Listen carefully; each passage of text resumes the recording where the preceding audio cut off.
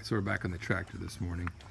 Kind of want to give a tip. This goes pretty much for any brake light, for the most part. I know that at least up into the 90s somewhere, because I've done it before in a few of my other cars that don't have like a sealed taillight. Polish this one up pretty nice. And your rear bucket, if you want to make your brake lights brighter, this goes for cars. You need to clean up this area. You can see how dingy and dirty it is, and spray paint it silver. It will definitely reflect the light better, and you'll have a brighter taillight. All right, so as you can see, this side's definitely got much brighter than this one here. And we got the helper cat sleeping, hanging out. Also want to kind of give a little update on the bucket.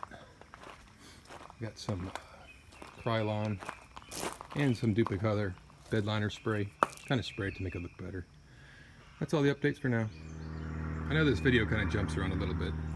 You can see I've taken the other lens off and how dirty, nasty it is inside here. No wonder the brake light wasn't very bright. Now it's a safety concern. If you're having to drive your tractor on the street at night, you know, to go put the chickens up or whatever you need to do.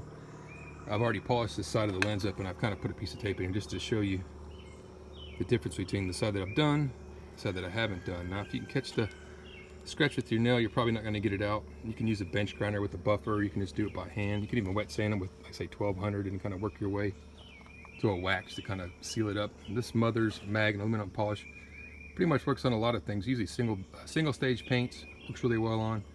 Even taking scratches out of clear coat, as long as you put some wax over the top of it, it'll help it out. But you know, I don't have anybody to help me film, and I don't have a tripod or anything at the moment. Just kind of doing this ad hoc. So I'm sorry if these videos kind of skip around and the format's a little off, but I'm doing the best that I can.